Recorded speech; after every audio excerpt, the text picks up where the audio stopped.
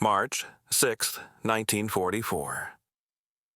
The air above Berlin trembled like metal under strain. At 28,000 feet, the horizon was a frozen ocean of light.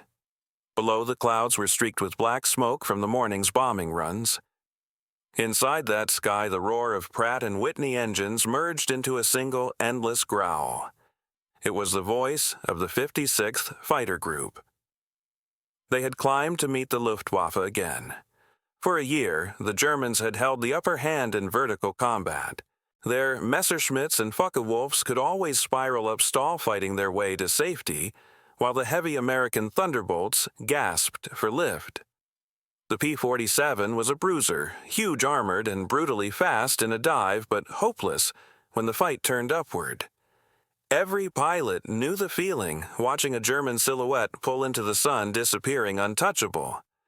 But that morning, something impossible happened. When the German fighters pulled into their usual escape climb, the Americans followed. The Thunderbolts did not stall, did not fade away. They stayed locked on. Black smoke curled from a Messerschmitt's tail as tracers walked up its fuselage. The pilot bailed out too late. Within minutes, 11 German aircraft were burning across the sky. Not one Thunderbolt was lost. At the debriefing that evening, Lieutenant Colonel Hubert Zemke said only one sentence that everyone remembered. "Gentlemen, we just rewrote the rules of this war." The truth of that transformation began not in the clouds, but in a factory workshop 9 months earlier, where engineers argued over the shape of air itself. Throughout 1943, the P-47's biggest enemy wasn't the Luftwaffe, it was physics. The Thunderbolt's massive R-2800 engine could deliver 2,000 horsepower, yet most of it went to waste when the aircraft tried to climb. Its narrow Curtiss electric propeller, built for high-speed cruise, sliced cleanly through the air, but failed to grab it.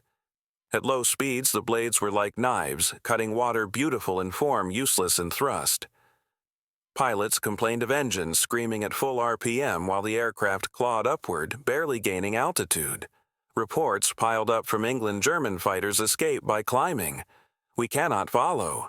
At Republic Aviation in Farmingdale, New York, Chief Engineer Alexander Kartveli spread those reports across his desk like a battlefield map. Each line was a death sentence written in technical terms. His problem was simple to describe and brutally hard to fix: increase the propeller's bite without tearing the engine from its mounts. He knew the equation by heart diameter pitch blade area rotational stress. Increase one, and you risk disaster with the others. A larger blade could twist under torque. A heavier hub could vibrate the entire airframe apart. Somewhere inside that balance lay the key to survival. Two rival companies took up the challenge: Curtiss-Wright, maker of the original propeller, and Hamilton Standard, master of hydraulic pitch control. Through the winter of 1943, while Europe froze in blackout, their engineers worked under fluorescent light, sketching new blade shapes on drafting paper yellowed by oil and coffee. Hamilton's team proposed something radical: a paddle-shaped blade. Instead of thin knife-like edges, these were broad and almost rectangular, pushing air the way an oar pushes water. To traditional aerodynamicists, it looked crude, inelegant, even ugly. But in wind tunnel tests, the crude design generated astonishing lift at low air speeds, trading only a fraction of top-end efficiency. Curtiss answered with its own version, maintaining the graceful elliptical outline, but enlarging the root area and adding cuffs to smooth airflow into the hub. Both worked. Both turned wasted horsepower into climb. By April 1943, prototypes were ready. Test pilots took off from Republic Strip at dawn, engines roaring against the cold Long Island air. They returned, grinning. The Thunderbolt no longer felt heavy, it lunged upward. The decision that followed would change Europe's skies. Both propellers would go into mass production. Hamilton standards for new Thunderbolts, Curtisses for retrofit kits shipped across the Atlantic. June 1943, production began. December, first shipments reached England. January 1944, the 56th. Fighter groups swapped every propeller on its line. From that point, the P-47 was not the same airplane. It climbed faster, held energy longer, and could now duel vertically with the Luftwaffe's best. A change so small it fit in a shipping crate had just rewritten aerial doctrine. Pilots learned new moves: the climbing spiral, the vertical scissors, energy fighting. And behind every maneuver there was a blade, wide gleaming, bending the air into victory. That winter, when thunderbolts rose through the gray English dawn, the men in the control towers heard a deeper sound, a slower, heavier beat. The propellers were different now. The air vibrated differently. It was the sound of the American war machine learning how to breathe. Winter, 1943. Across the northeastern United States, the snow fell heavy, muting the noise of war factories that never slept. In the hangars of Republic Aviation, the air smelled of oil aluminum dust and coffee gone cold. Engineers worked in thick coats, fingers numb over drafting tables. Outside, the sound of engines being tested shattered the frozen dawn. Every test mattered because somewhere over Europe, men were dying for the lack of a better propeller. The problem was embarrassingly simple to describe and painfully complex to solve. The Thunderbolt's Pratt & Whitney R2800 engine could deliver 2,000 horsepower, but its propeller could not translate that raw force into lift at low speeds. At 350 miles per hour, the thin Curtiss blades cut the air perfectly. But when a pilot tried to climb, especially above 20,000 feet, the blades simply sliced through thin air, creating more noise than thrust. The aircraft lost energy fast, forcing pilots to break off the pursuit, while German fighters climbed away untouched. Every after-action report said the same thing. They pulled up, and we couldn't follow. It was a quiet death sentence repeated in dozens of debriefings. Alexander Kartveli read those lines over and over. To him, they were not just complaints, they were physics in human language. A blade too narrow an angle, too shallow a pitch that favored cruising over climbing. But any change meant recalculating stress, torque resonance, and vibration across an entire airframe. The propeller wasn't just a blade, it was a beating heart. And hearts could not be replaced without rewriting the anatomy of flight. At Curtiss Wright's propeller division, the draftsmen had filled a long wall with sketches, some beautiful, some absurd. One resembled a flattened paddle, another looked like a bat's wing. One engineer, exhausted, muttered, "We're building oars for the sky." The phrase stuck. The paddle blade nickname began as a joke, but in wind tunnel tests, the joke stopped being funny. At low air speeds, the broad-bladed prototype grabbed air like nothing before. Climb rates surged. The test stand recorded thrust curves that doubled those of the older design below 200 miles per hour. Engineers stared at the graph in disbelief. The crude, wide-bladed propeller worked. Hamilton Standard went further. Their engineers added hydraulic pitch control that adjusted blade angle continuously during flight, keeping the engine in its sweet spot of power, no matter the climb rate or altitude. The Hamilton blade looked ungainly, almost primitive, but the data spoke louder than appearances. It converted every ounce of horsepower into upward force. Yet danger lurked behind the numbers. A heavier blade meant greater rotational inertia. The risk of vibration tearing the engine loose was real. Test benches rattled. Bolts sheared. One prototype nearly tore itself apart during a static run at full RPM. But instead of retreating, the engineers adjusted balance weights, refined cuffs, reinforced hubs. Failure wasn't a reason to stop, it was a direction sign. By February, two competing designs stood ready: the Curtiss Electric C542S and the Hamilton Standard Hydromatic. Both could lift the Thunderbolt like never before. The question was, which one could be built fast enough? Republic Aviation didn't have the luxury of perfection. The bomber crews in Europe were bleeding daily. 8th Air Force wanted fighters that could escort deep into Germany, climb fast, and hold the line. The Mustang was still months away from full numbers. The Thunderbolt had to improve now or die in service. So the Army Air Forces made a decision almost unheard of: approve both designs simultaneously. Curtiss would supply retrofit kits to Europe. Hamilton would equip new P-47D models from the production line. It was industrial pragmatism at its purest. Inside a single month, orders went out to machine shops across the East Coast. Aluminum billets became blades, blades became crates, crates became lifelines. Every blade passed through the hands of men who knew what it meant. Some had sons flying those very planes. They polished each surface until their reflection looked back at them. By June 1943, the first shipment left New York Harbor. Crated paddle blade assemblies, each weighing 650 pounds, were stacked in the hold of Liberty ships bound for Liverpool. The journey took 2 weeks through U-boat waters. Dock workers painted red warning stencils, "Handle with care," aircraft propellers, "Urgent." The war moved fast, but the sea moved slower. In those long days crossing the Atlantic, every wave carried more than supplies. It carried an idea that the war could be won not by miracles, but by metal shaped slightly differently. When those crates reached England in December, the men of the 56th Fighter Group at Boxted gathered around them like children opening presents.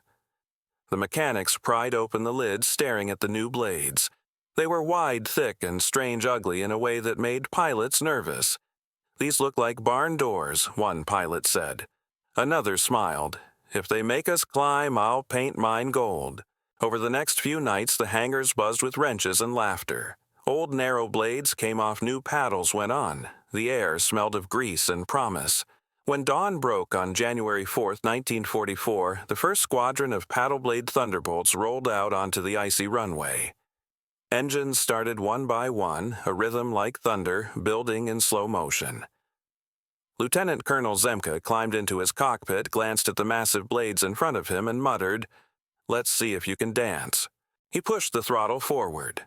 The new propeller bit the air like a living thing. The heavy P-47 surged down the runway, lifting sooner, climbing faster. The horizon fell away beneath him.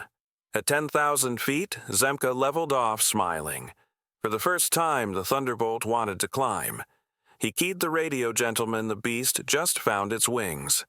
January 1944. The air over England was gray, wet, and endless.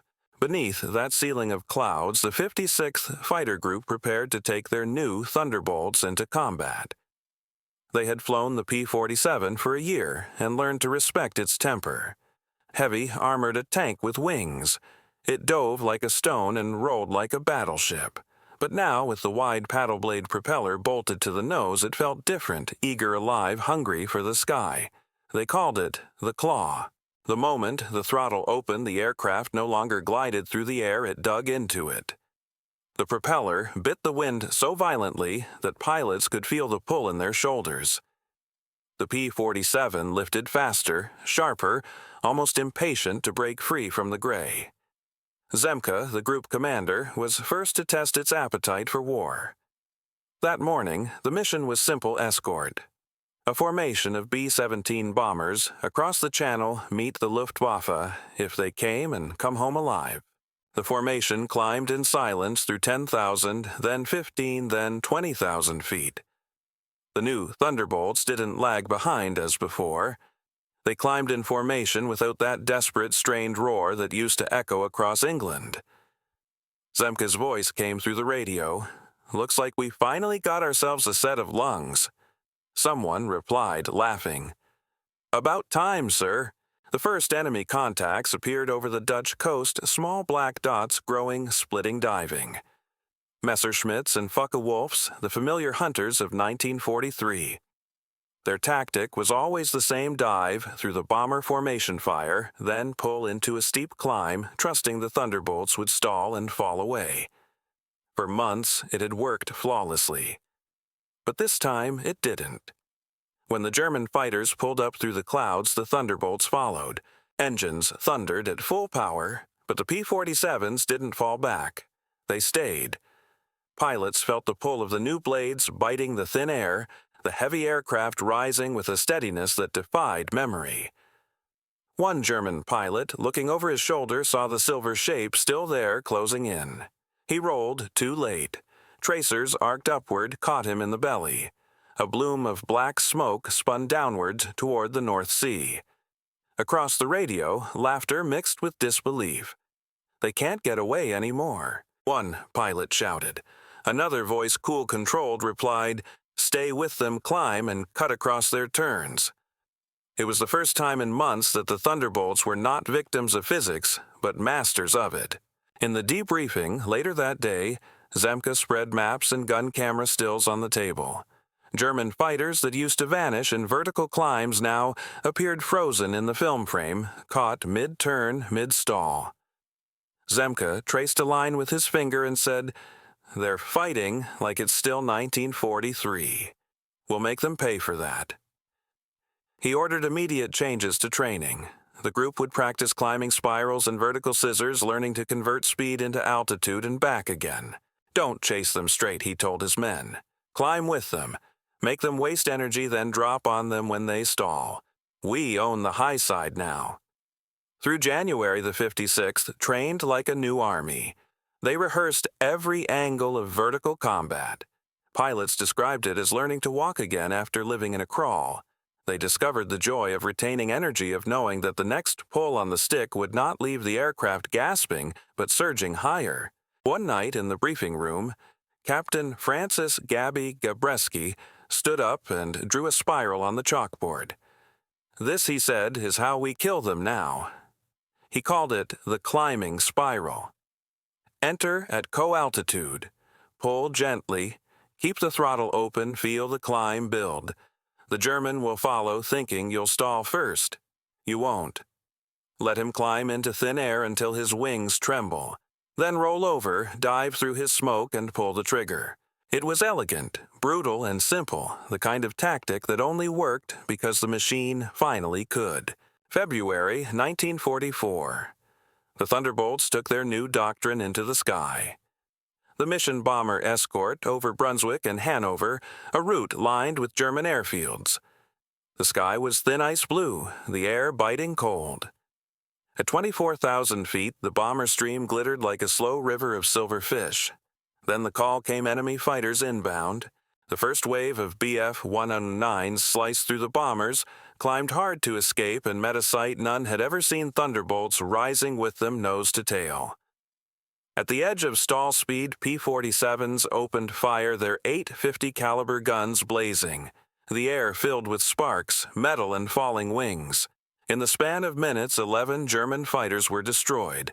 Not a single Thunderbolt was lost. Not one bomber in the formation was shot down. When the surviving Germans landed, their commanders refused to believe the reports. "Impossible," they said. "The Thunderbolt cannot climb like that." But film from gun cameras told the truth. The same planes, the same pilots, but with new blades that had rewritten the physics of air combat. As word spread through the Luftwaffe, disbelief turned into confusion. Intelligence officers examined wreckage from a downed Thunderbolt near Rhine. The propeller caught their attention first. It was wide, brutal, almost square at the tips. They measured it, wrote notes, and shrugged. Likely improved for takeoff performance, one engineer concluded. They didn't yet realize that those barn doors had closed the only escape route the Luftwaffe had left. Back in England, Zemke sent a brief message to Republic Aviation. "Your paddles work. Send more." From that day on the 56th, the fighter group no longer chased anyone. They hunted upward into the sun. And above 28,000 feet, where the air was thin and every heartbeat felt like thunder, the roar of those paddle blade props became the sound of something new, the sound of balance tipping. February 20th, 1944. The dawn over England looked deceptively calm. Frost clung to the canopies, and the airfield smelled of gasoline and burnt coffee. Pilots of the 56th Fighter Group stood beside their Thunderbolts engines, idling low exhaust, shimmering in the cold light. In briefing rooms across the country, maps of Germany were covered with red circles, aircraft factories, ball-bearing plants, and assembly lines. The order from 8th Air Force was clear: destroy the Luftwaffe where it lives. They called it Big Week. It was to be the largest aerial offensive ever attempted. For 6 days, thousands of American bombers and fighters would strike deep into Germany's industrial heart. The Luftwaffe had no choice but to fight. What no one yet understood was that the very shape of the war in the air was about to change, not because of a new airplane, but because of a new propeller. At or 10 hours, the Thunderbolts took off in waves. The air over East Anglia filled with the sound of hundreds of engines merging into one vast vibration. Crews on the ground looked up as contrails spiraled into the pale sky. "Looks like the whole damn world's taking off," one mechanic said quietly. At 22,000 feet, they formed up with the bombers, a silver river stretching across the sky. Below, Germany waited. Over Brunswick, radar operators and German command posts watched the incoming dots on their scopes multiply. Fighters scrambled from airfields at Rheine-Oldenburg and Hanover.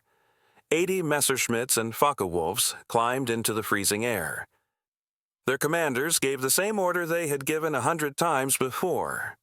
Attack through the bombers, then climb to safety. But that doctrine was already dead. When the first wave of German fighters dove through the formation, the sky erupted in chaos, tracers, contrails, explosions. B-17s tumbled in fire, their crews parachuting into the white void. As the Germans pulled into their escape climbs, the Thunderbolts came after them faster than physics should have allowed. The paddle blade propellers bit the air like claws, converting engine roar into raw lift. At 25,000 feet, Captain Francis Gabby Gabreski locked onto a climbing FW-190. The German pilot banked sharply, expecting the heavy American fighter to stall. But the P-47 stayed with him, engine howling at full throttle. The gap closed. Gabreski squeezed the trigger. 8 50-caliber guns spoke at once, stitching fire into the Germans' wings. The FW-190 rolled over trailing black smoke and vanished into cloud. Over the radio came Gabreski's voice, calm and measured. "The barn doors. Work." Across the formation, similar stories unfolded. Lieutenant Walker Mahurin shot down 2 Messerschmitts in the same engagement. Lieutenant Schilling climbed through a dogfight so steep his altimeter spun backward, then dove on his target from above like a falling hammer. Each kill was proof that the Thunderbolt had shed its old skin. By the end of the day, the 56th Fighter Group claimed 11 victories with no losses. Other groups, the 4th, the 78th, the 353rd, reported similar success. The Luftwaffe lost more than 60 aircraft before noon. German controllers were overwhelmed. "They climb with us now," one pilot shouted into the radio before his signal cut off. In underground bunkers, Luftwaffe officers pored over reports with disbelief. They knew the Thunderbolt well, big fast in a dive, but poor in the vertical. Now, suddenly, it was everywhere. When wreckage from a downed P-47 reached a test facility at Rechlin, engineers examined the propeller closely. The new blades were wide, heavy, almost brutal. An American modification they wrote likely to improve takeoff power. They did not yet grasp the truth that the geometry of these blades had erased Germany's final aerial advantage. Big Week continued for 5 relentless days. From February 20th to 25th, over 3,800 bomber sorties and 3,600 fighter escorts tore across Germany's skies. The Luftwaffe launched more than 2,000 defensive sorties, throwing everything they had. But every time German pilots tried to escape upward, the paddle blade Thunderbolts rose with them, climbing through the same thin air that used to protect the Reich. By the end of the operation, Germany had lost 355 fighters destroyed and another 100 damaged beyond repair. The Americans lost 28. The exchange rate was catastrophic for the Luftwaffe and irreversible. For the first time since 1939, Germany's fighter command could not replace its losses fast enough. Factories bombed during Big Week produced fewer aircraft each month. Fuel shortages grew, and for the first time, veteran pilots began to die faster than they could be replaced. When the Thunderbolts returned to England, their fuselages were streaked with oil and gun smoke.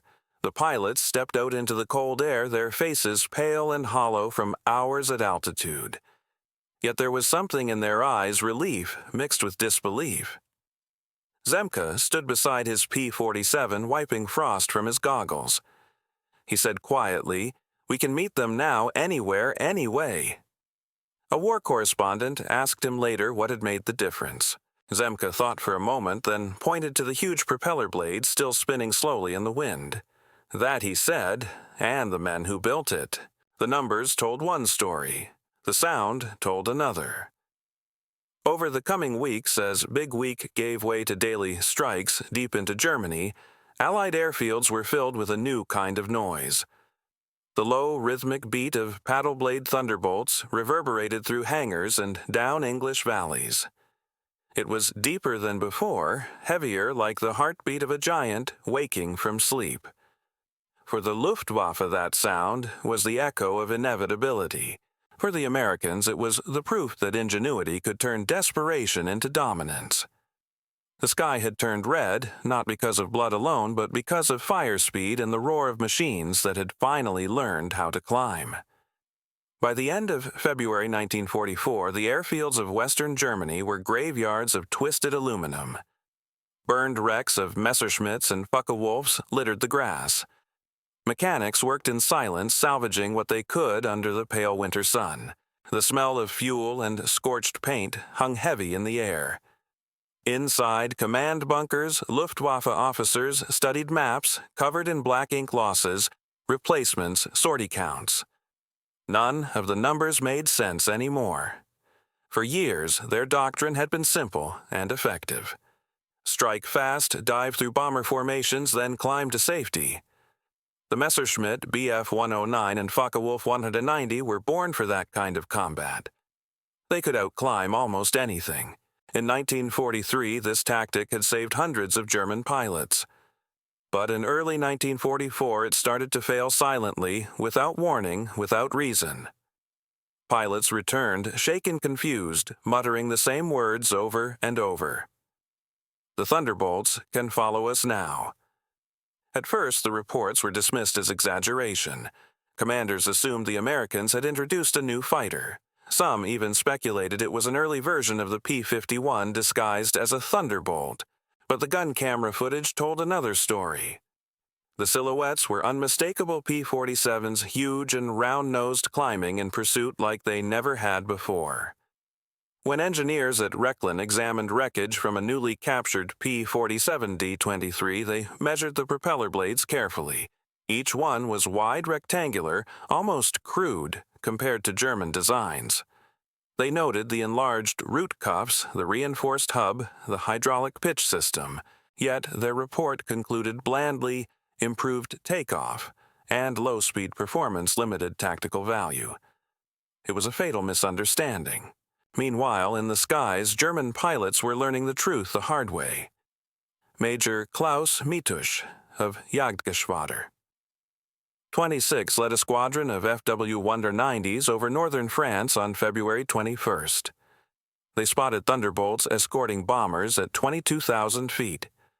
Mitusch ordered the usual attack, a shallow dive through the formation, quick burst, then vertical climb to regroup. But this time, as he pulled back on the stick, two Thunderbolts followed him upward. He rolled left, expecting them to stall and drop away. They didn't.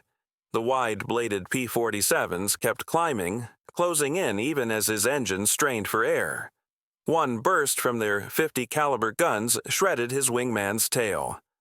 Another German pilot tried to roll out and was hit in the climb, his plane spiraling down in black smoke. Mitusch barely escaped.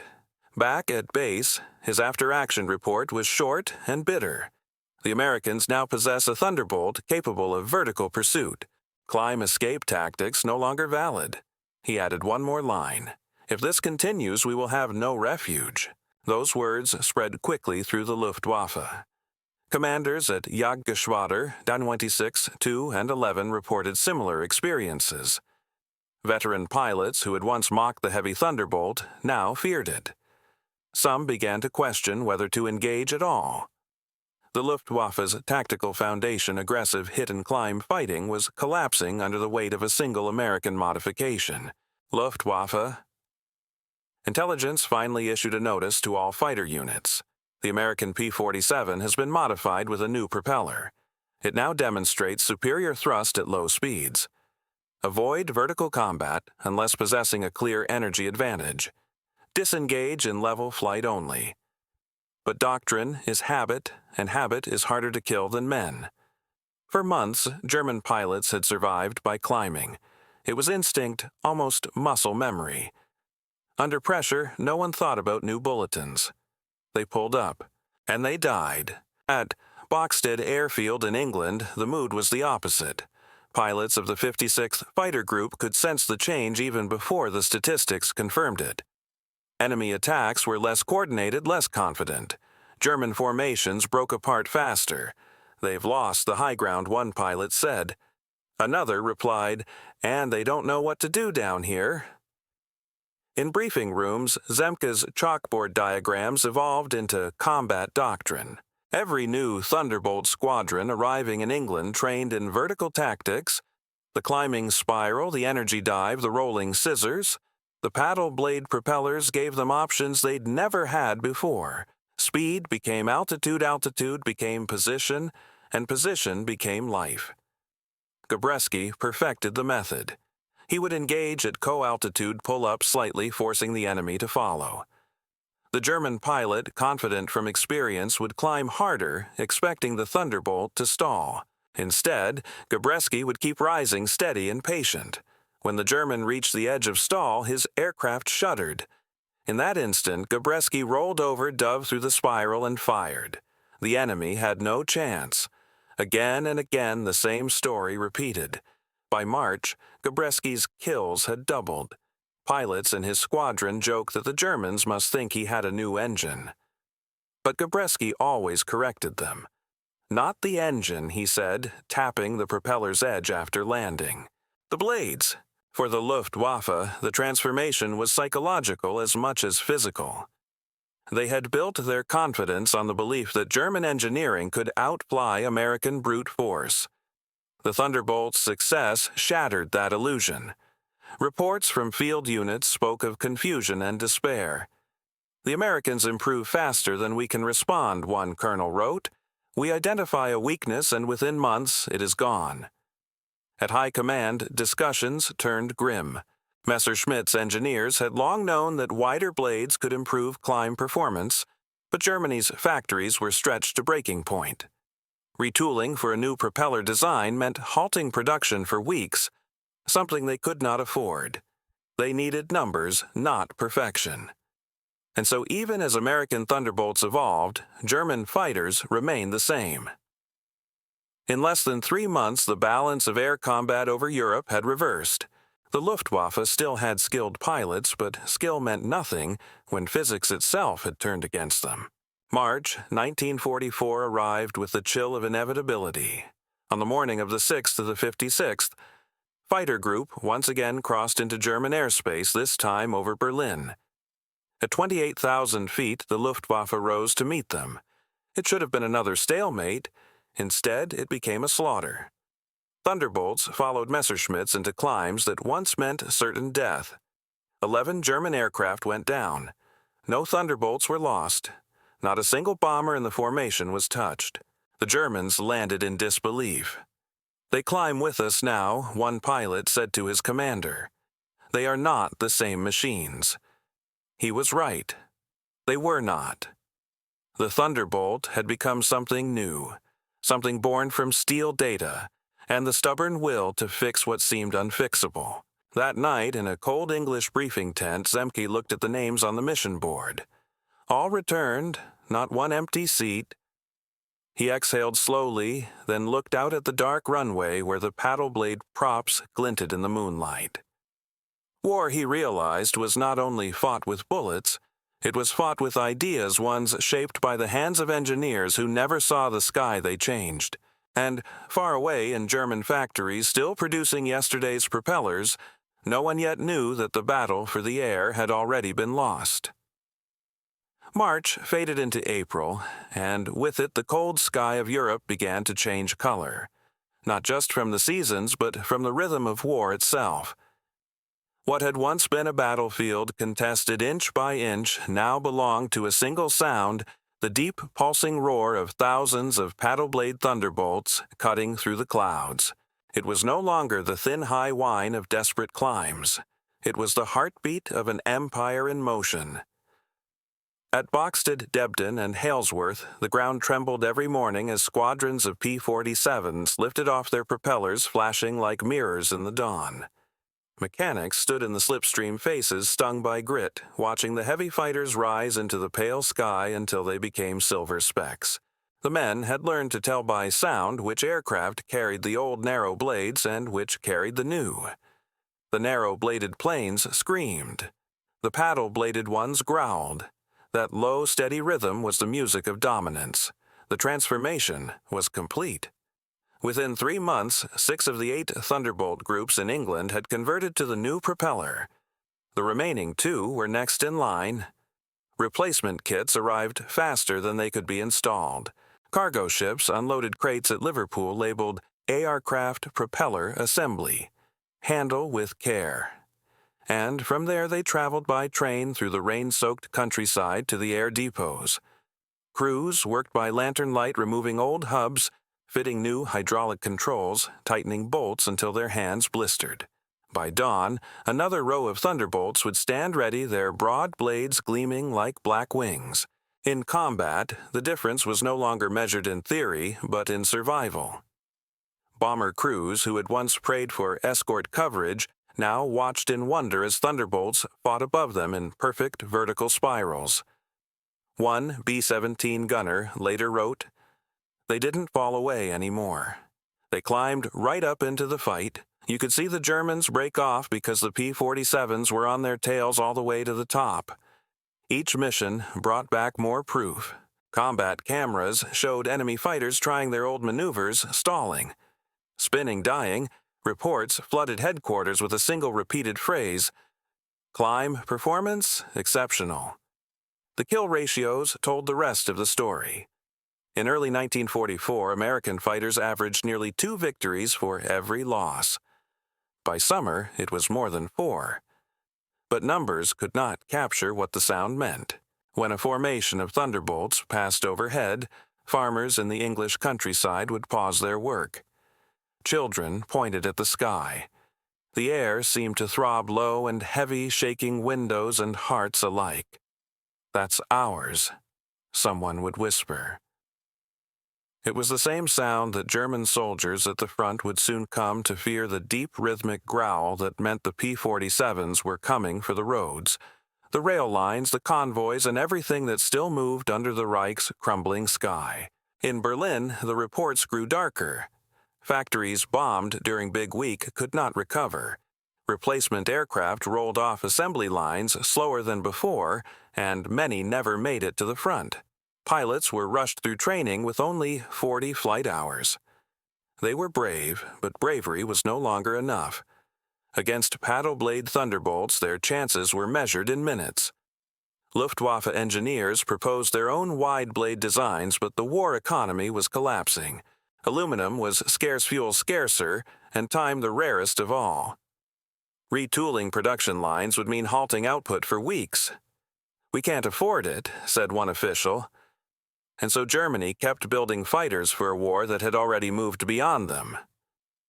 Meanwhile, in America, factories at Farmingdale and Evansville ran 24 hours a day. Women in kerchiefs operated milling machines, shaping aluminum into perfect symmetry. Inspectors checked each blade for cracks and balance, then stamped it with serial numbers before it was crated for shipment. A simple loop connected the entire continent from draftsman's sketches to the hands of a pilot over Berlin. No ceremony marked it, no headlines praised it. But every time a Thunderbolt climbed and lived to fight again, that loop tightened. By May 1944, the strategic purpose of air superiority was clear. The Allies were preparing for the greatest invasion in history, and every rifle, every tank, every landing craft depended on one condition, that the skies above Normandy belonged to them.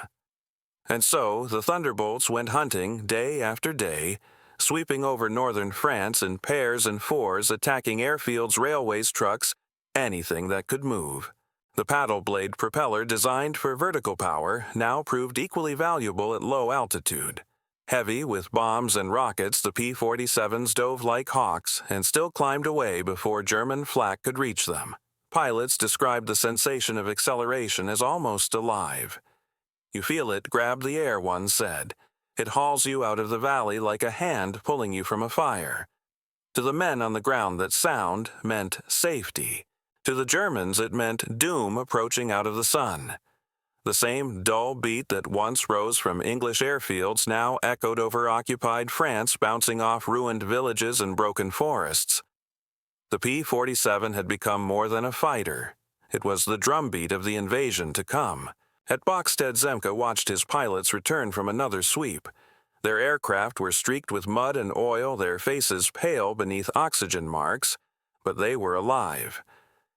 He looked at the rows of thunderbolts taxiing in propellers, still spinning, slowly, blades flashing like a signal in the evening light.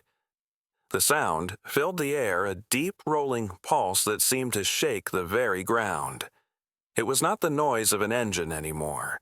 It was the sound of a nation breathing confidence. In later years, historians would count the victories and the ratios the production figures and tonnage destroyed. But those who were there remembered something simpler. They remembered that sound, the low thunder that meant the war was turning, that the sky finally belonged to them. As one mechanic wrote in his diary that spring, "We changed the blades. The blades changed the climb. The climb changed the war." By May 1944, the thunderbolts had become a storm. Across England's eastern coast, their deep-throated engines rose before dawn, shaking the dew from hangar roofs.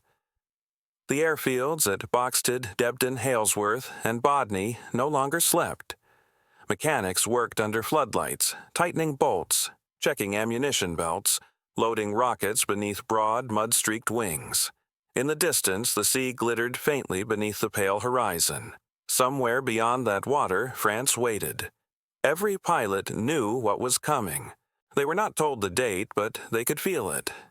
The missions grew shorter, closer to the channel. The targets were bridges, trains, fuel depots, radar stations, each one a vein feeding the German armies in the west. Every day, the paddle-blade thunderbolts cut those veins a little deeper. The Germans called it Jagdjagd, the fighter-bomber scourge. They cursed the Thunderbolt for its armor, its guns, its speed, but above all, for its persistence. It would dive, strike, climb away, and return again before the echoes faded. The new propellers made this possible. With the wide blades gripping the air, a fully loaded P-47 could lift off carrying 2 out 500 pounds of bombs and rockets. In the old days, such a load would have made the plane sluggish, trapped at low altitude. Now it climbed easily, rolling into formation beside its brothers, each engine hammering a rhythm that could be felt through the cockpit floor. Pilots joked that the paddle blade was the best wingman they ever had. It never quit, never faltered, never let them sink. On May 19, 1944, the 56th Fighter Group launched one of the largest fighter sweeps of the war. More than 60 Thunderbolts crossed the Channel, fanning out over northern France in pairs. Their orders destroy everything that moves. At 5,000 feet, Captain Gabreski spotted a German supply train winding through a valley near Amiens. He rolled his P-47 into a dive, the air screaming against the canopy. At 400 Malprischt, he released 2 bombs, then pulled up sharply, the paddle blades clawing the air. The explosions rippled beneath him. Smoke curled up through the trees. "Those blades saved me," he said later. "With the old prop, I'd have been scrap on the tracks." Elsewhere, Lieutenant Walker Mahurin strafed a truck convoy along a narrow road. German gunners fired wildly, tracers lacing the air. Mahurin climbed through the flak, turned back, and dove again. His Thunderbolt seemed unstoppable, rising after every attack with a growl that shook the sky. "It feels like cheating," one pilot wrote in his journal. "We dive, we climb, we live." By sunset, more than 200 enemy vehicles had been destroyed.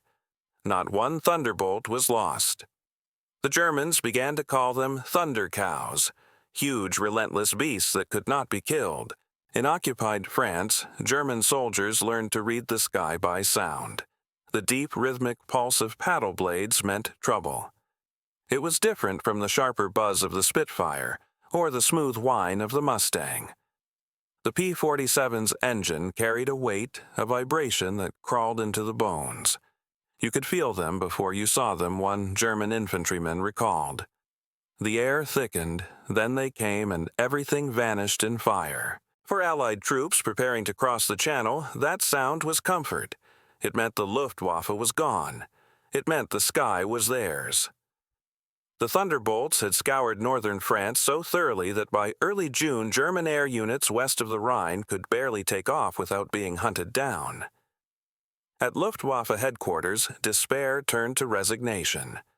Reports from surviving squadrons told the same story: fuel shortages, engine failures, ambushes by American fighters appearing from above. "They wait for us where we used to escape," one pilot wrote. "We cannot climb away. The air itself belongs to them now." In the weeks before the invasion, the Thunderbolts became the hammer of preparation. Day after day, they struck rail lines, power stations, and communication hubs. At night, their pilots lay awake in the barracks, hearing the muffled roar of distant bombers heading east.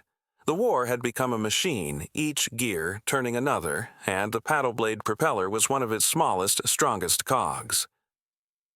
Zemke walked the flight line every evening, his coat whipping in the cold wind. He ran a hand along the propeller of each Thunderbolt, checking for nicks, dents, cracks. "These blades are the wings within the wings," he told his crew chief. "Take care of them and they'll bring our boys home." The men nodded, understanding more than his words. By late May, rumors of the invasion grew louder. Pilots whispered dates and code names Overlord Neptune, but no one knew for sure. What they did know was that their mission was changing. They were no longer just escorts or hunters. They were guardians of a coming army. Their job was to make sure no German plane could touch the beaches that would soon turn red with history. June the 5th, 1944. The final briefing at Boxted was short. The weather was rough, the sea angry, but the order was clear. "Tomorrow, we fly cover for the invasion." Zemke looked at his men, every face drawn tight with anticipation. "You know your targets, you know your machines, and you know what's coming. When those boats hit the sand, the sky belongs to us. Let's keep it that way." Outside, the rain began to fall again, pattering against the canvas tents. The Thunderbolts sat lined up in the dark, their paddle blades glistening with water, silent now but coiled with potential. Far to the south, in ports across England, ships waited. Soldiers slept in bunks, unaware that their fate was tied to the rhythm of a blade that could climb through the thin air of France. When dawn came, it would not be quiet. It would begin with the sound of the low, steady thunder of P-47s rising over the Channel. And with that sound, history would move forward. June 6th, 1944. The morning began in silence, broken only by the whisper of wind over the English coast. Then came the hum, a low-growing vibration that rose until it filled the world. Thousands of engines roared to life, echoing off the hangars, shaking the ground beneath men who barely had time to feel fear. At Boxted, Zemke stood beside his Thunderbolt breath, turning white in the cold air as the sun began to lift behind a curtain of mist. Across the Channel, history waited. The air smelled of oil and sea salt. Mechanics pulled away, chocks waved their pilots forward. Propellers spun blades blurring into silver discs. The sound was like thunder rolling across the countryside, 1,000 paddle-blade Thunderbolts waking in unison. Zemke climbed into his cockpit, buckled the harness, and looked out over the line of P-47s stretching toward the horizon. He touched the throttle and said quietly, "Let's bring them home." One by one, the Thunderbolts lifted into the gray sky, their broad wings heavy with bombs and rockets. Behind them, the coastline of England slipped away. Ahead lay the most dangerous day of the war.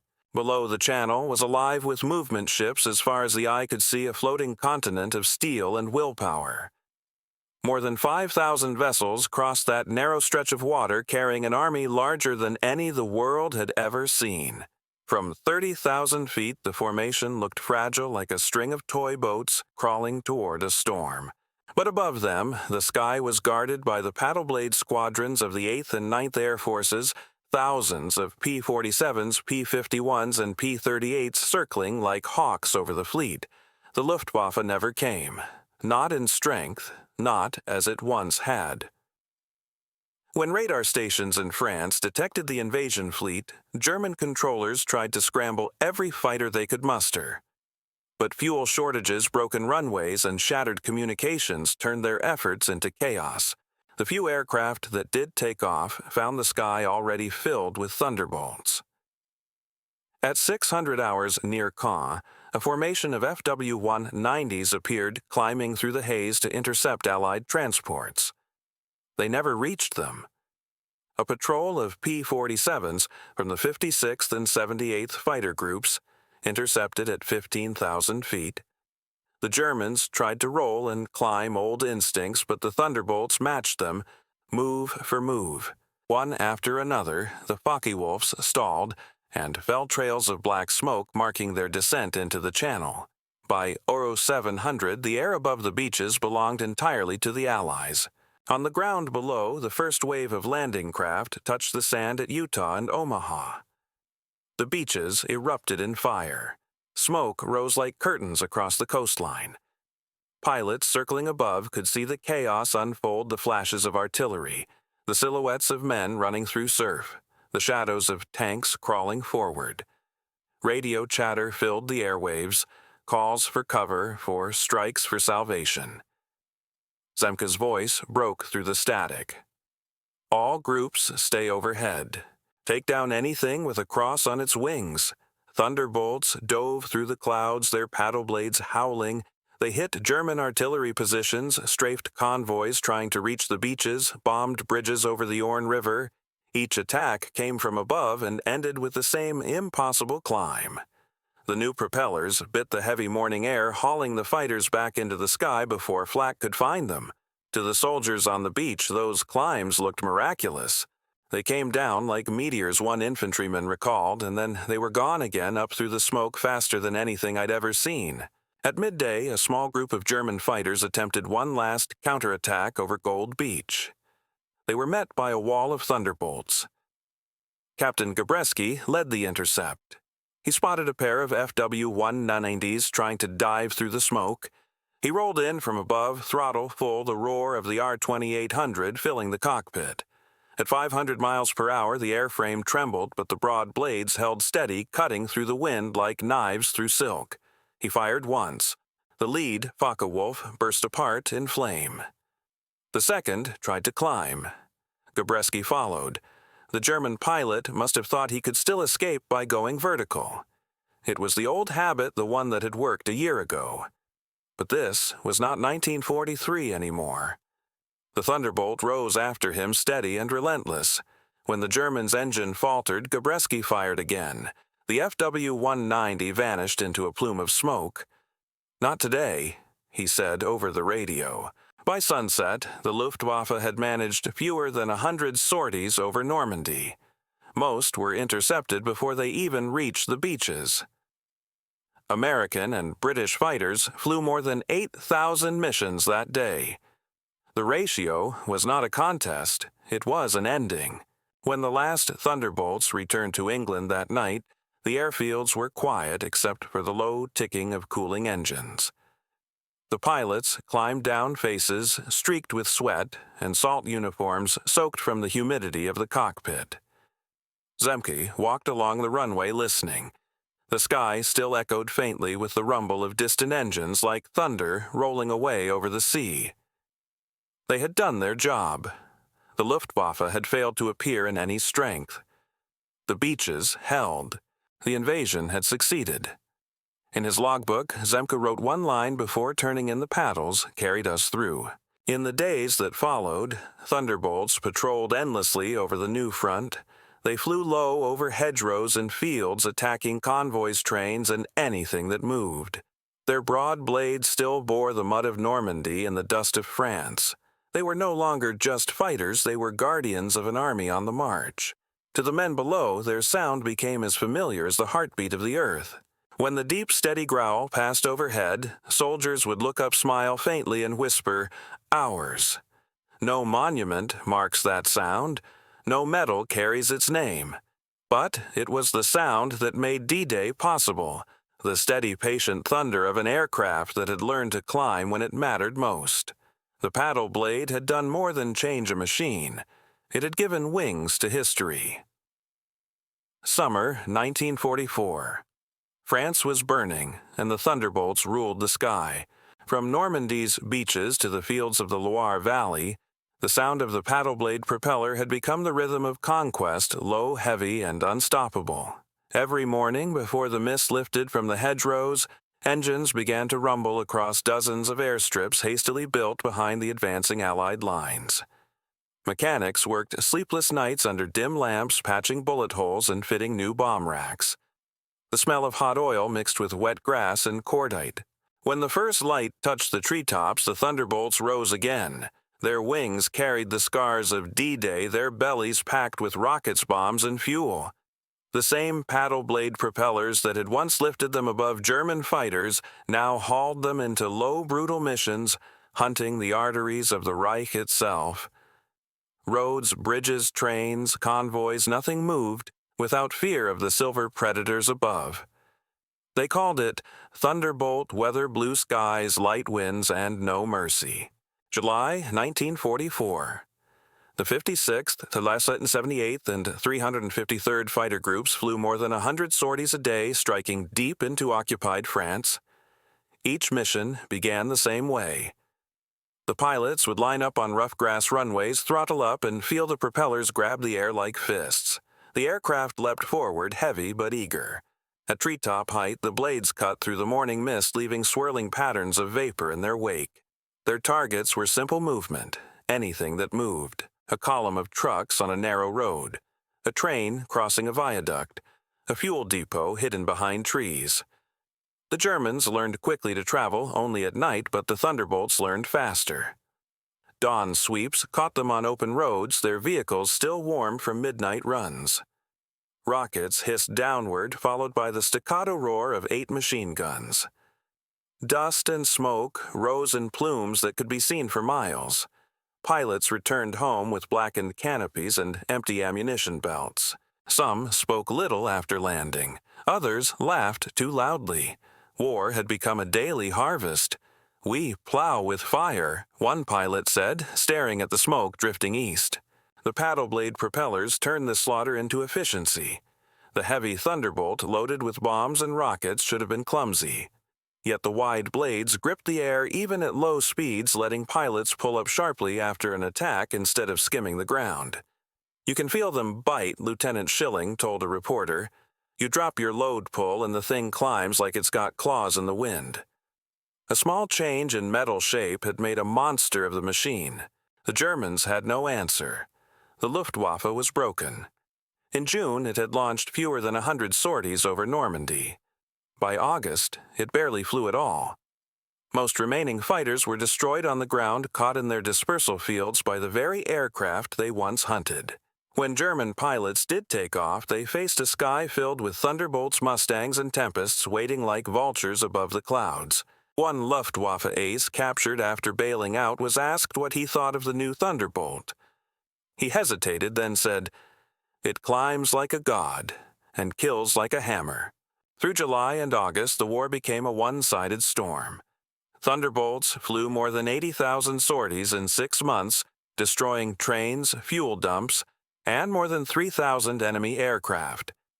They tore open supply lines feeding the German front in Normandy, isolating units faster than they could retreat. In one raid near Falaise, 40 Thunderbolts attacked a trapped German column. The valley erupted in explosions. Tanks, burned trucks detonated, and the smoke turned the daylight black. When the last Thunderbolt climbed away, the road was gone, just twisted steel and silence. Above the chaos, pilots could see the pattern from miles away. The once orderly German retreat had become a river of wreckage. "We weren't just fighting them," Zemke later said. We were erasing their ability to move. By September, the front had pushed to the borders of Belgium. New forward airfields opened every week, carved from wheat fields and vineyards. Thunderbolts landed on dusty strips so rough the propeller tips sometimes struck pebbles. Yet the blades held. The mechanics, knowing how much depended on them, checked every bolt, every blade angle. They're tougher than we are. One crew chief said, patting the broad metal arcs. Even as the Allies advanced, the missions never grew easier. German flak was everywhere. The pilots flew low so low they could see faces in the gun pits. Every run felt like flipping a coin, one recalled. Heads you hit, tails you burn. But the propellers made survival possible. A Thunderbolt could pull away from the ground faster than any other fighter bomber. When the cockpit filled with smoke and alarms screamed, the pilot would yank the stick, feel the blades bite, and the plane would claw its way skyward once more. Through the summer, the rhythm of war became mechanical climb. Dive, destroy, return, repeat. At night, the airfields glowed with the orange of maintenance lamps. Engines cooled. Propellers ticked quietly as metal contracted. Pilots sat on empty fuel drums, staring at the horizon where artillery flashes still pulsed. The smell of burnt oil clung to their uniforms. Zemka would walk the line, pausing beside each aircraft. The once sleek propellers were now chipped and pitted, their edges dulled by dust and debris. Yet they spun true. "They've earned their scars," he told a young mechanic. The mechanic nodded. "So have we." By August's end, the Allies had crossed the Seine. Paris was free. The Luftwaffe no longer dared challenge the sky in daylight. And the Thunderbolts, those heavy, loud, unstoppable machines, had become the very symbol of Allied power. Children in liberated towns pointed upward and shouted, "Les gros avions," the big airplanes. But for the men who flew them, the victories carried weight. They had seen too many black columns rising from the fields below. War had become arithmetic sorties, kills, fuel losses. And yet, as Gabreski once said, every climb still feels like defiance. Every pull on the stick feels like choosing life over gravity. That summer, the paddle-blade Thunderbolt was everywhere, above bridges, above rivers, above retreating columns that would never reach the Rhine. Its growl rolled across Europe like distant thunder, echoing off mountains and cities alike. And wherever that sound was heard, the war beneath it was already lost. December 1944. The forests of the Ardennes were quiet, buried beneath snow and smoke. The war in Europe had seemed nearly won. Allied armies had crossed France, the Luftwaffe was broken, and the Thunderbolts, those broad-winged paddle-blade beasts, flew almost without opposition. Pilots talked of Christmas at home. Mechanics painted nose art with lazy confidence. The sky felt safe. But war never dies quietly. Before dawn on December 16th, the silence cracked. German artillery roared across the frozen front, shaking the ground for miles. The Battle of the Bulge had begun. Out of the fog and trees came the armored ghosts of the Wehrmacht, striking west in one desperate counterattack. For days, the weather was too bad for flight. Thick clouds pressed Lorraine, turning to sleet, sleet to snow. The airfields along the front were grounded. Engines stayed cold. The sky belonged to no one. And in that gray silence, the Germans advanced. Zemke stood in the mess tent at Boxted, staring at the weather reports pinned to the wall. Each one told the same story: no visibility ceiling under 500 feet, ice formation critical. He slammed his glove against the table. "They're moving under cover of our own damned sky." Outside, the wind hissed through hangar doors, carrying the distant rumble of artillery from across the channel. For a week, the P-47s waited engines. Silent pilots, restless. Then, on December 23rd, the clouds broke. The sun rose like a blade cutting through mist. Across dozens of airfields, crews ran for their stations. "Warm them up," shouted a chief mechanic. The smell of fuel filled the air. Propellers turned first slowly, then faster, until the familiar growl returned, the heartbeat of deliverance. When the Thunderbolts finally lifted off that morning, they were rising into history's last great storm. The Germans had pushed nearly 50 miles into Allied lines. Towns were burning, convoys trapped, skies still gray with smoke. As the Thunderbolts climbed through the lifting fog, the world below revealed itself. Columns of tanks threading through white forests, black smoke pouring from wrecked trucks, frozen rivers glinting beneath shattered bridges. At 10,000 feet, Zemke's radio crackled with voices. "Targets everywhere, sir, all heading west." He answered with 3 words, then stop them. The Thunderbolts dived. Their paddle blade propellers screamed as the aircraft plunged from the clouds heavy with bombs and rockets. The first explosions rolled across the valleys. Tanks burst like shells cracked by fire. Trucks flipped. Trees splintered. Then, almost as one, the Thunderbolts pulled up engines, straining propellers, biting deep into the cold air, dragging 7 tons of metal back into the sky. The German soldiers on the ground looked up through falling snow and saw them rise again and again, unstoppable. The same pattern repeated all day. Dive, strike, climb, return. The snowfields became black with craters. The Ardennes echoed with the rhythm of war's last heartbeat. For the next 2 weeks, the paddle blade Thunderbolts flew without pause. Over 3,000 sorties, 6,000 tons of ordnance dropped, countless columns destroyed. The Luftwaffe tried to intervene, but its wings were gone. A few desperate German fighters appeared on Christmas Eve, new Me-262 jets streaking through the clouds, but they were too few too late. The Thunderbolts fought them anyway. One pilot, Lieutenant Joe Laughlin, described it later. "They were faster, sure, but they couldn't climb with us at low speed. Nothing could anymore." The skies of the Ardennes became a furnace. By New Year's Day, the German offensive was broken. Roads clogged with wreckage tanks frozen in the snow, soldiers surrendering by the thousands. And then, just as quickly as it had begun, the noise faded. The Thunderbolts returned to their fields, landing one after another in the cold afternoon light. Mechanics greeted them in silence. The men had seen too much fire for celebration. By February 1945, the war in the air was effectively over. Germany was bleeding from every wound. The P-47 still flew, but now their missions were mercy and mop-up, striking rail lines, escorting bombers, and watching the crumbling of a nation. Pilots spoke less over the radio. Even Gabreski, the ace who had once drawn laughter in every debriefing, grew quiet. He knew the end was near. On April 30th, the news came through the static Hitler was dead.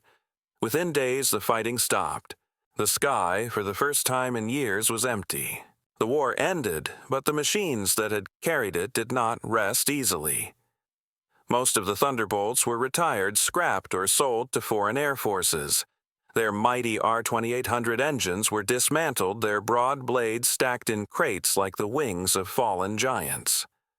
On quiet airfields, the hangars that had once shaken with thunder now echoed only with wind. Yet for those who had heard it, the sound never left. In post-war interviews, veterans always spoke of the same moment, the climb. That instant when the heavy fighter, straining under its own weight, suddenly found lift. The hum deepened, the cockpit shook, and the earth fell away. That was the sound of survival. Of something larger than technology, the proof that courage, steel, and human hands could bend the sky itself. Years later, Zemke was asked what he thought had won the air war over Europe. He didn't mention strategy or numbers or even the Mustang. He simply smiled and said a propeller that worked the way it was supposed to. He paused, then added softly, "And a country that knew how to make one fast." Because in the end, it was not one invention that won. It was the ability to change, to take what was failing and make it better before the war was lost. The paddle blade propeller was never meant to be famous.